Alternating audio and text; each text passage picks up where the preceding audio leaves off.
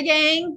Welcome to the BSB Bookathon for, what are we doing here? We're in April. So is this like April, May, and June? Is it March, April, May? I don't know, but it's around here. Spring. It's spring. Yes, this is for the spring releases. Woohoo for spring. I am here with a really cool panel. We're going to talk about banter, which is going to be fun. So we've got a great panel tonight. I'm going to let each of these wonderful writers tell you a little bit about themselves. You guys tell everybody who you are, what you write, and what has been the thing that you have been the most surprised by during the pandemic. It can be anything. Barbara Ann Wright, go first. I knew you were going to pick me. I'm Barbara Ann Wright. I write science fiction and fantasy, romance. I also edit for Bold Strokes Books. My newest release is called The Noble and the Nightingale. It is the start of a fantasy series that I know everyone's going to love. The thing that's most surprised me during the pandemic was how little things changed for me at the very beginning, because I work from home anyway. And because I have a compromised immune system, I try to avoid people anyway, and also because I kind of hate them. Not y'all though, love y'all, other people. Still, but in the beginning, it was really like everyone was living my life. So that was fun because I didn't have to feel bad about like not going to the bank and adulting, because no one was. But I am ready to be able to go out and see people again.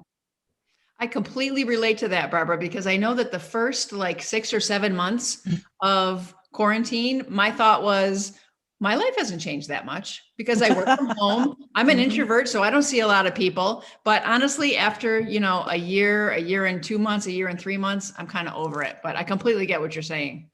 Genevieve, McCluer, tell us about you. I'm also an author of fantasy romance. My latest book is A Fae Tale. This is my 4th book out. I guess my biggest surprise for quarantine was same as you all, just how easy it was for me to adapt to it. Why would I want to go outside? I'm good. I hear that. BD Grayson, tell us about you and what you're writing and what you learned. I have my first book out, which is Love's Falling Star. And probably the biggest thing I've learned during quarantine during the pandemic is quarantining. I am kind of the opposite of everybody that has talked so far. I'm a very social person. I have to see people. And I think that was the biggest thing for me is that, it's been so long since we've got to go to concerts and go out and do things. And I think that's what surprised me is we're still here. So I think that's probably the surprise of all of it. You were an extroverted writer. That is a very, very unusual. You're like in the slim outreaches of. Yes, I'm very much so. Very cool. Melissa Brayden. Hi. Hi. I'm Melissa, and I write contemporary romance, hopefully a little bit fun, hopefully a little bit flirty. I love to write about friends. I think I'm about to start book 20. I think that's about right. And I identify a little bit because my track didn't change because I'm a full-time writer. I work from home, but I have a child who was suddenly there and didn't all the time. Yeah. So my world was hugely rocked by the pandemic because he was home for a year. He just went back to school last month in March. So I was like, my space was there, but it was completely invaded, as was my work day. So it was a trying time, everyone. Are you okay? I lived. I survived. Yes. but my world was very different. Very different. All right, well, we're going to talk a little bit about banter, and I'm going to give you guys a warning right now that this is my sliding glass door over here, and my dog is outside. So if I suddenly jump up and run that way, I'm just letting him in. I'll be right back, I promise. All right, so banter, I actually looked it up because I wanted to make sure it wasn't just slang. Banter is the playful and friendly exchange of teasing remarks between people. So we all know that, you know, a romance needs good banter. And that's one of the things that I want to talk about, because not everybody here is a romance writer, or not everybody here writes only romance. So I do want to touch on banter and other genres at some point, but let's start with something simple. So what is the point of banter when you write it? Like, you're going to sit down, you think to yourself, all right, these two characters need to banter now. Why do you think that? And what is the purpose of that? Like, what do you hope to gain? What is the reader going to learn from this banter? Melissa, Brayden, you go first. I think it speaks to the two individuals, their match. You know, like when you're looking to put on shoes, you need to find two that go together. And it doesn't have to be in just the romantic sense either. I mean, I love writing friend banter just as much as I love writing flirty romance banter. And those are two friends that would be a match. And you can establish that through the you know, it's a game of ping pong pretty much, where they're lobbing the ball to each other, but they're able to keep it aloft. And maybe they can do that on their first meeting. And that speaks to, hey, we might be a good friendship match, or we might be a good romance match. Or maybe these are people who have been friends for 5 years, and we see that they're just experts at this. And they live in this high context relationship, and we can establish that very early on by showing them bantering like pros. And then the reader understands, okay, these two have a history together. So it's about saying, hey, you're a match for me. Genevieve, do your fays banter? I don't know much about fae. Do they banter? Mine certainly do. Okay. Yeah. Fairy Tale is actually one of my most bantery books in a lot of ways, although that's largely more due to the humans in it. But just for why I use banter, that was the beginning question, right? Yeah, like, what is the purpose of it? What when you sit down to write it, what point are you hoping to get or make? Well, I often don't exactly go about setting or, you know, intending to write banter necessarily. It's just the most natural way I feel that dialogue really tends to flow when you need to actually have characters communicating. But in particular, banter can be really useful to make exposition go down better.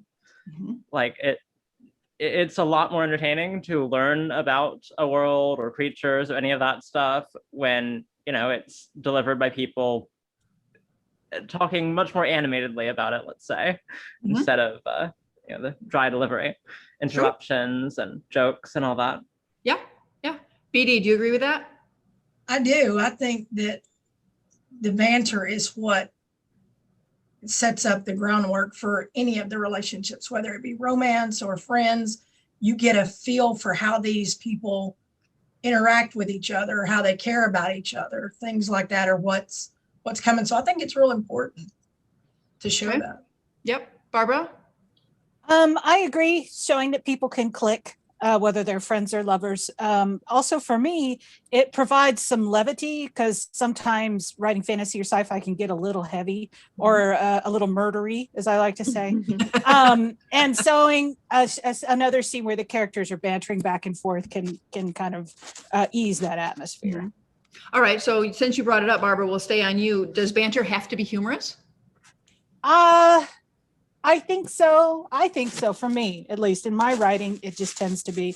It can be flirty too, but also funny, or at least a little bit, because I think you're giving a glimpse into how these characters interact. So if they're bantering, they have sort of a good relationship.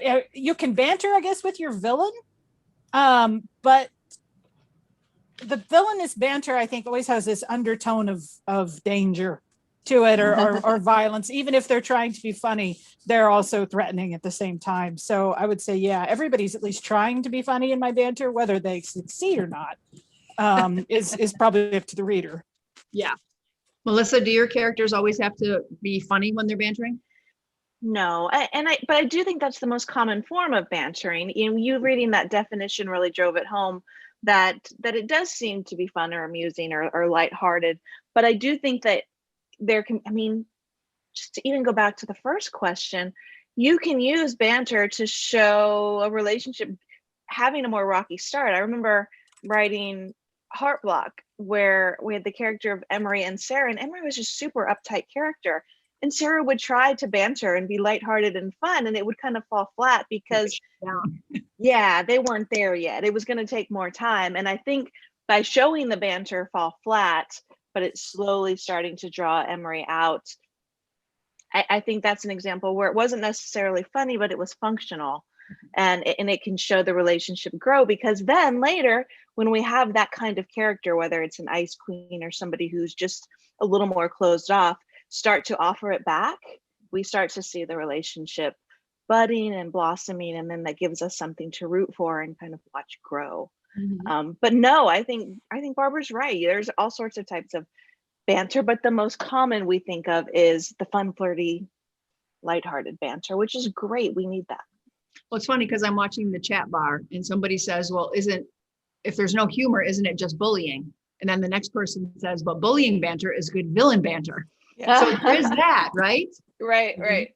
So BD, do you use humor in your bantering, or is there another version of it for you? It's usually humor. That's just kind of the way that most of the things that I write comes off is humor. So it usually is. Sometimes it can be a little sexy banter, but usually it's humor. Awesome. And Genevieve, you agree with that? I would say it depends on exactly how we're quantifying humor, or qualifying work better. Are bad jokes still humor, or attempts at our characters making jokes that none of the other characters even realize are jokes humor? Like, you can use a lot of stuff like that to really build a character and establish a lot more. And it's a lot more debatable as to whether or not it's humor then. Absolutely. All right, we've got a couple questions in the Q&A box, but I want to touch on one more thing before we get there. I'm curious, let's talk about your writing process for a minute. Do you have characters of your own, and it could be any books that you've written or anything that you're working on now, where the banter just flew? And conversely, did you have characters where it was harder for you to get them to have it flow and you had to work at it? I'm interested to know if it's something that just happens for you, or and is that because of the characters themselves? Or, I mean, I guess it comes down to whether or not you feel like the characters talk to you, or you're the boss and you're the writer and you make them talk. But tell me if you have examples of characters you've written that were easier to banter, that had an easier time bantering than other characters. Genevieve, let's go back to you. Okay. Well, A Fairy Tale was really easy to write for banter. Talia was so much fun to write. She constantly snarks. Like, what is it about her that makes her banter easier? Was she more like you? Not terribly. She is kind of the comic relief character. Not that the other characters are not funny, but she's got a somewhat on again, off again friendship with the lead character as their exes, and just they bicker and play a lot. So while they were kind of investigating a mystery, there was just constant snarking from Talia, which led to lots of reactions and was just so fun to write. But in general, for just writing banter, especially for dialogue centric stuff, I look at writing more like a role play where I'm playing all of the characters. So I just get into their heads and the dialogue flows pretty naturally usually. Awesome. So BD, you've only had one book so far, right? Yes. Is there banter in this book, and was it easy? Did it come naturally? It usually does. Whether, anything that I write usually has this banter back and forth, as much between the friends or the side characters as it does anyone else. And it's just because I think that's kind of the way I'm surrounded by a lot of friends. And you banter with your friends? Is that something that you do back and forth? Yes. My mom is one of 5 girls. I'm one of 4. And we are just an extremely close family. I have 17 nieces and nephews. And it's just like, we need our own sitcom. I swear we do. It's just back and forth. And so when I write, it just comes out. It just comes out, because that's writing stuff that's not banter and not humor and having side characters. That would be a completely foreign thing to me. It's probably something I'll never to even try because I don't even know how to live that life. Who wants to live their life without banter, right? Nobody. Nobody. Barbara Ann Wright, do you have characters that have been easier than other characters to make banter? Yes, I think so. The characters in Lady of Stone, the group of friends, they were easier to write banter for because they had known each other a long time. So I could just be like, oh, okay, well, then they can say, you know, really what's on their minds. They understand each other completely. They can give each other a hard time and it's not going to come off mean. So that I think then banter flows. And then the two leads in The Noble and the Nightingale, that was easy to write banter for because I thought they're both very intelligent. They're both very quick. They both have to think on their feet for their jobs. And so that leads to people who can be very, the banter get very zippy. And as long as nobody's, you know, trying to, what is it called? Good-natured insult someone too quickly, you know, I think it becomes harder if you have a character who's very quick and very sarcastic and very funny. And then you have somebody kind of playing a more stoic character who doesn't really join in. That if you still want people to like your main character and they try to banter with that one, they can come off as a bully, like somebody said before. That one's hard to write, but it's actually rewarding because if you have someone trying to banter with a stoic character and the one just rebuffing them, and then they say something that's just absolutely hilarious, whether they meant it that way or not. I think that's a really good payoff moment because then people are like, I love this stoic character now. And they only said like two things. Absolutely. So Melissa, if the chat bar is to be believed, then you are the queen of banter and everybody loves your banter. Oh. And so as somebody who has that in pretty much every book and it's a pretty regular characteristic of your friendships as well as your romances, have you had some that have been easier than others, or is it just something that happens for you? Well, first of all, I'll start before I get into the specifics of the question by saying that I do strive for it to a certain degree, as long as it fits within the character's personality and the world. And I think because when we read romance, which is what I write, we're searching for a certain ideal, right? It's escapism reading, and we're looking for that that life that's a little bit elevated from our own, that's a little extra romantic. Everybody's, you know, pretty and happy and funny, and it's just fun to read about those worlds to escape. And so sometimes I think the banter has to be better than we would encounter in our average lives too, which is great because as I'm writing, I have time to sit and think about what the banter is going to be rather than having to come up with it off the cuff. And I remember being a kid and watching the television show Dawson's Creek. And that show was criticized heavily, the writers and creators, because they said, kids don't talk that way. These kids are too smart. They're too quippy. And that's what I loved about it, because they were so cool and they said the most awesome things that I would never think to say. So it kept me showing up week after week. And I feel like those producers knew exactly what they were doing, because they were presenting the teenage ideal to all of us who wanted to be that quick on our feet and that smart and intellectual. So similarly, yeah, I do strive for it, but there are certain characters that can't be as good at it, just innately. They're not going to be funny. And I find that the non-funny characters harder to write. I'm much more at home with the quirky, free-spirited characters like the Hadleys from Seven Shores or Gabriella from Tangle Valley, that are just really comfortable in their own skin and like to be a little quirky and different. And so the rules for their banter are almost non-existent, because they'll do or say anything off the wall. And that's so much fun to write because it's freeing. But then you might have a more logical character. Anna from First Position comes to mind. She was an ice queen and she was dedicated to her craft and she didn't joke around on the job. And so she didn't have a ton of friends at the New York City Ballet. And then Natalie comes in, who's a lot more mouthy and will just drag it out of her. So it was fun to watch Anna try to be funny and to fall on her face a little bit when she tried to banter and just wasn't good at it. And similarly, Madison from Tangle Valley is very logical. And so she does joke around, but she has to stay in her logical lane when she does it. So that's a character that's a little more constricting to write. And so I have to work a little bit harder because I don't have, you know, the world to play from when I'm writing a character like that. Got it. All right, let's hop over to some of the Q&As. So somebody who's anonymous attendee, they want to know, what are some ways to show a flirty attitude and flirty banter besides things like the traditional raising a perfectly arched eyebrow or a shy smile? I'm not sure that's considered banter, although maybe that a little bit, because I think of banter more as dialogue, don't you guys? Yeah. Yeah. All right. So, but okay. So let's say, so what are some ways to show banter? I mean, oh, I don't even know how to reword this. All right. I'm going to come back to that. Let's go to this one. Banter and humor can be so personal. How do you work with an editor who maybe just doesn't get you or your banter and humor, especially if you think it's central to the characters? That's an interesting one. So let's start with you, BD.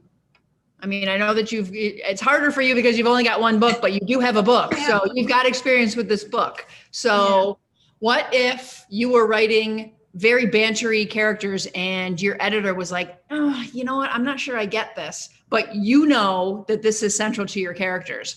How would you deal with that?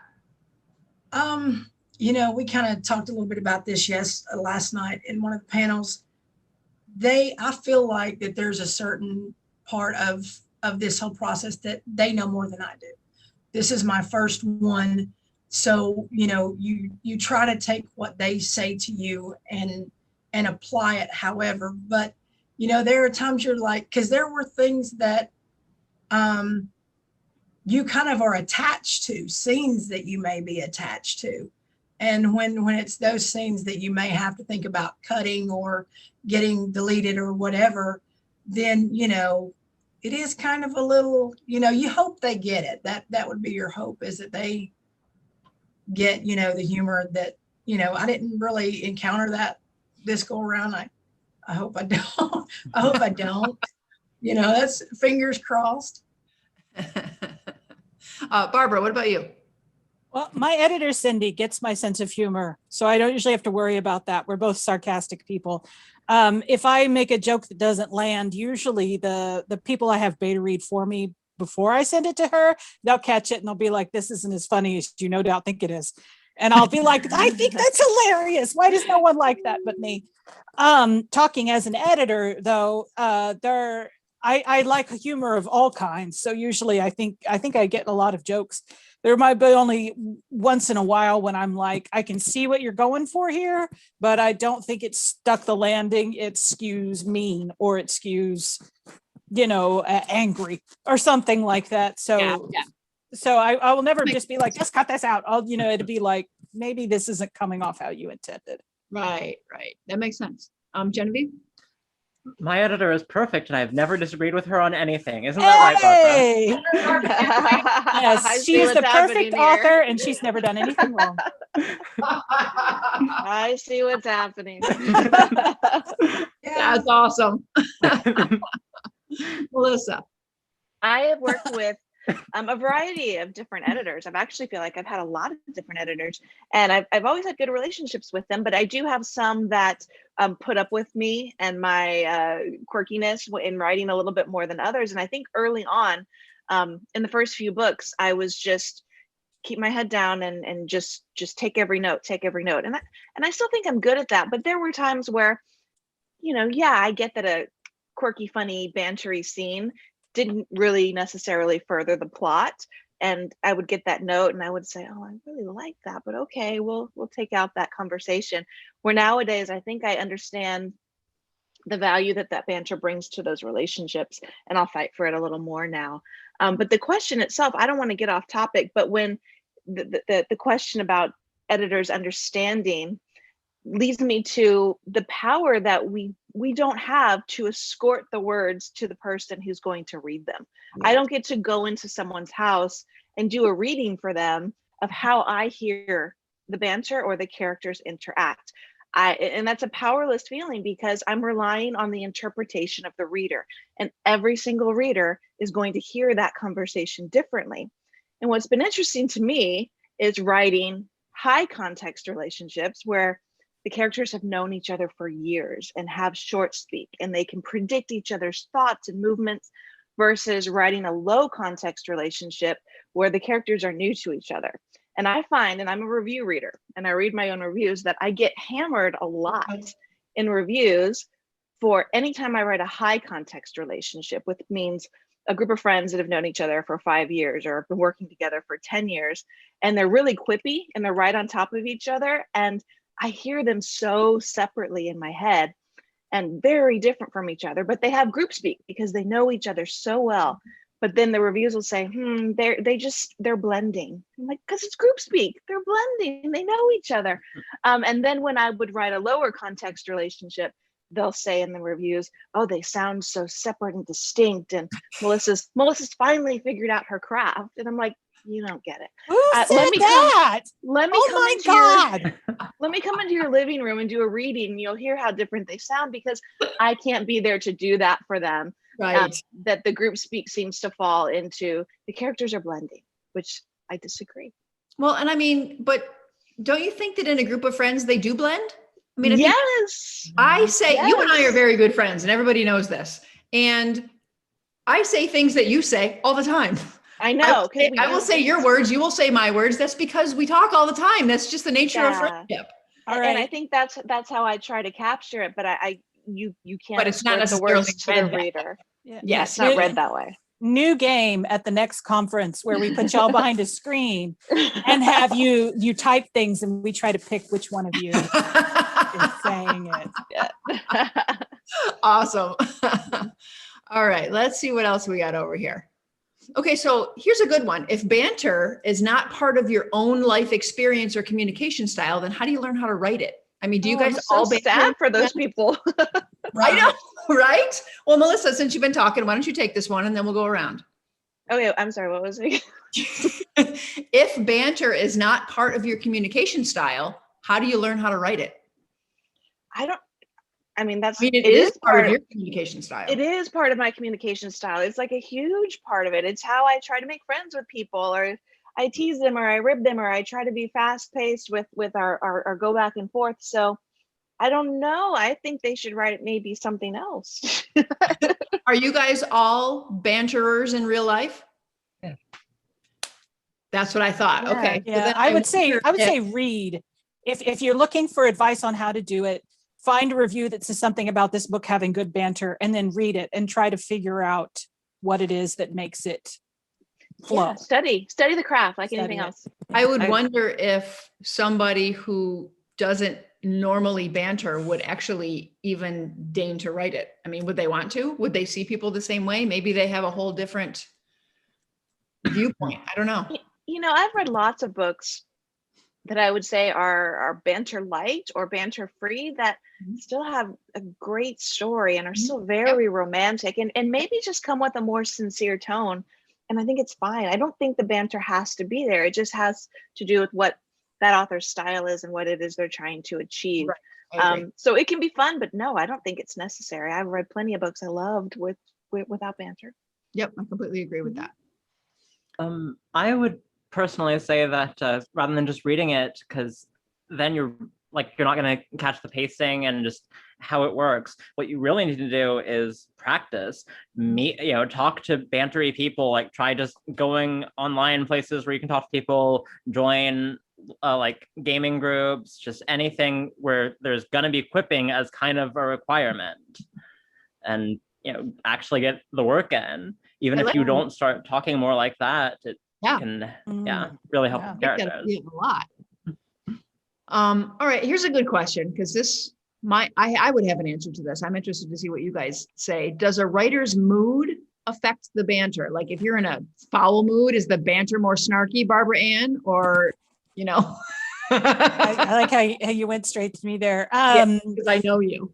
It can be a little bit. I often think, because I find so many things humorous and weirdly funny, and my defense mechanism when I'm feeling bad or sad or in pain is to be funny or to try to be funny, then I would say no, it doesn't really take on a darker tone, unless I am writing a villain, like I say, which are so much fun to write and so much fun to get into, because then you can be just mean, because they are mean. and also funny at the same time, but funny to them. So yeah, if I'm maybe in a really bad mood, you know, and it's directed at somebody, I'll write a villain scene just so I can really dig into that. But most of the time, no, it actually makes me feel better to write a bantery scene. Okay. BD, does your mood affect your banter? Very much so. If I am usually a really funny person and I like to write funny scenes, but if I'm having a bad day or I've had a bad day at work or anything like that, I'm like, I'll just skip that for right now. We'll just move on past that scene and do that, you know, later. So yeah, it's rare, but yeah, there have been times where I'm like, I'm just not in the place to write this right now. Okay, that makes sense. Genevieve, what about you? It certainly can. Like, for most moods, I can still manage banter okay, but if I'm really upset, then it's definitely going to affect how it comes out. That makes sense. Melissa? I think it's the one type of scene that I can probably write in whatever mood I am in, but I'm sure it colors it to a certain extent. Maybe my characters might tease each other a bit more or rib the other character, but you know, like it's different from a sex scene where if you're just not there, you have to set it aside. You can't just, I can't just program myself to go and write that kind of scene if my mind isn't there. But I think a fun scene, a bantery, flirty scene is different. I think it like these guys have said, it can lift me out of a mood, but I can write it under any circumstances because it's my favorite. Well, that's interesting because it kind of segues into, or maybe parallels one of my questions, which was, do you purposely write banter? Like, do you sit down at your computer and go, okay, today is banter day, time to write a banter scene? Or does it just happen? Or do you have to go back later and add it? I mean, what's your general procedure for banter? Genevieve, why don't you go ahead? It happens pretty naturally for the most part. Like I said earlier, it's just, you know, getting into the characters and exchanging how they would exchange. And, you know, sometimes stuff, you know, needs to be changed later, but for the most part, it pretty much just happens on its own. Okay. Barbara? Same. Yeah, just writing along, it'll be like, okay, time for some banter. My problem is sometimes putting in too much because people will be like, this is a very serious scene and you're quipping. And it's like, all right, fine, I'll take some out. Melissa? I'm a definite pantser, so no, I don't plan it. But there are times when I realize, okay, I need to do something to bring my main characters together in a flirtatious way. And sometimes banter falls under that canopy of flirtation. And so it winds up that way. But I'll be honest, in terms of humorous banter, whether it's friends or among main characters, my first drafts don't have a ton of it.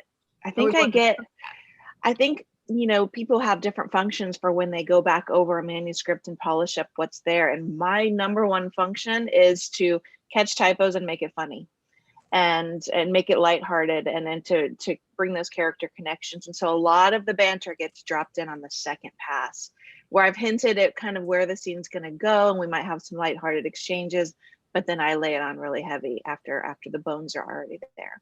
So if you're like going back to do that and you're in a awful mood or you're feeling terrible, like say you're like hugely pregnant, like does that affect it or no?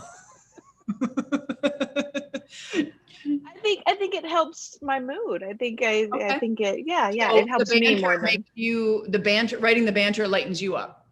Yeah, it's like getting to have a lovely chocolate chip cookie will brighten your day. If you get to write your favorite type of scene, it's going to brighten your day. So it's like dangling a carrot. Oh, I don't want to work today. Well, you can write some funny stuff. Okay, I'll work. That works. So incentive. Yeah. I like it. Yeah, it's a cookie. BD, what about you? It's never anything that's planned. It just kind of happens that way. Okay. Like I said, it's just kind of the way I live my life. There's a group of us and they're like 10 couples. So there's like 20 of us, and we do girls' weekends and we do game nights and dinners. And that's just the way that we interact with each other. That to me is the way that, you know, so it's always just, it's never planned.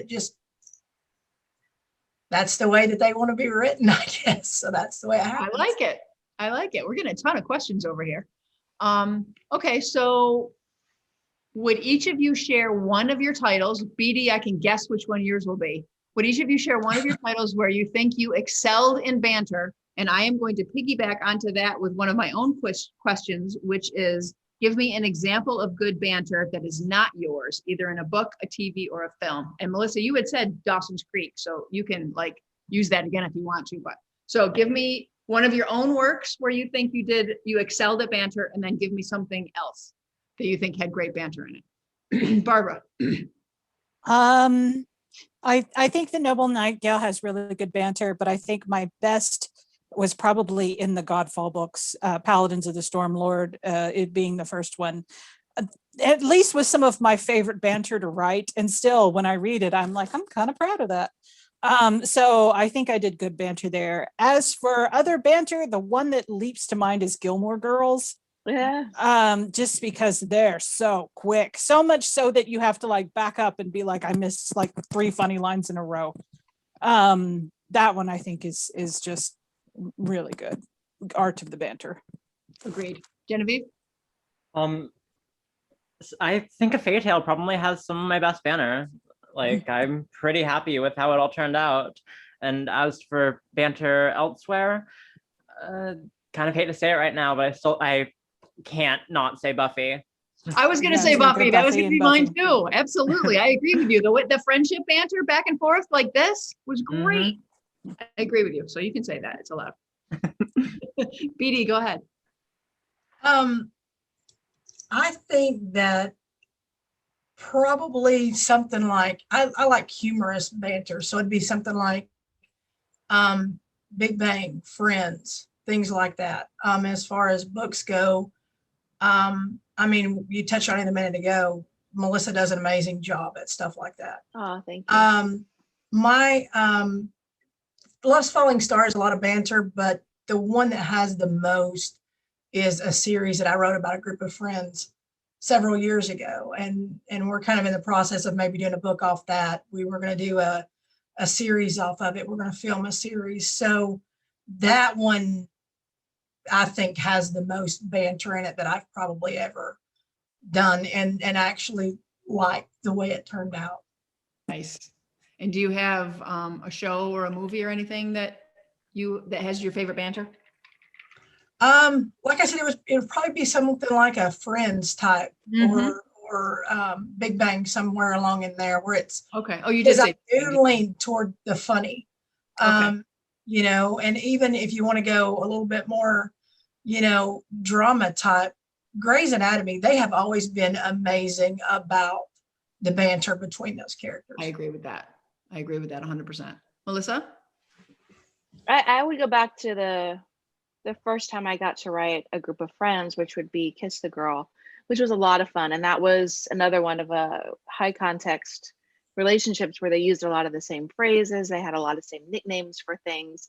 And I think that harkens back to, you know, a show even like Seinfeld, where they just use all the same terminology, or How I Met Your Mother, Friends is great at that, Ugly Naked Guy.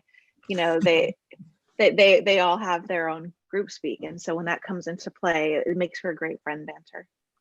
Awesome. All right. The questions are just rolling in. I think this is pretty easily answered, but does banter come across differently in a written book versus the audio version? Melissa? Yes. Yeah. It's really a yes or no question, but I think it's kind of yes across the board, right? Yeah, because, and I'll be honest, I don't listen to my audio books. Me neither. I listen to 10 minutes of one book one time, and they are great. Those voiceover artists are great, and they know what they're doing, but there is no possible way that any other human being can be in my head and can hear how I intended for that joke to land or what I wanted that character. So they are fantastic for the readers, and I love that the audiobooks exist, but they're not for me, because I mean, the patter is a certain way in my head, and when I don't hear it, I'm like, oh no, even though they're doing a great job, and anyone who wasn't in my head is going to love what they're doing. So yes, it comes off very, very different in an audiobook. And I read when people send me emails talking to me about this narrator or that narrator. I listen and I'm so happy for the ones that they like, but I'm going to leave that for the readers. I agree with that. Anybody want to jump on that, or do you all agree? Great. Yeah, that's kind of what I thought. All right, let's see. Can a character banter with themselves? That's an interesting question. Oh, I think so. Yeah. I mean, think you banter with definitely. yourself all the time, don't you? Totally. Yeah. And with the cat, she never banters back. She totally underappreciates me.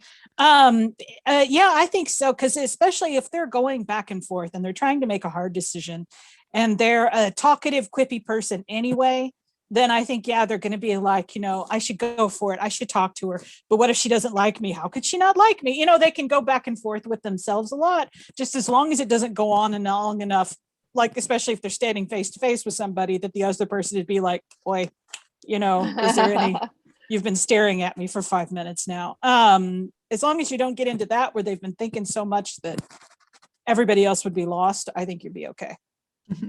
Barbara, I don't know if you can see the chat bar, if you notice it, but someone said that they were super happy the first time they heard you read because they realized that they were reading your stuff exactly like you were reading. Yeah. That's awesome. Because usually when I read, people are like, that you read that like it was funny, and I didn't read it like it was funny. And I was like, I read the whole thing like it's funny. It was supposed to be a bantery scene. It wasn't like lots of people stabbing each other and laughing. Yeah. BD, do you think your That's a characters banter with themselves?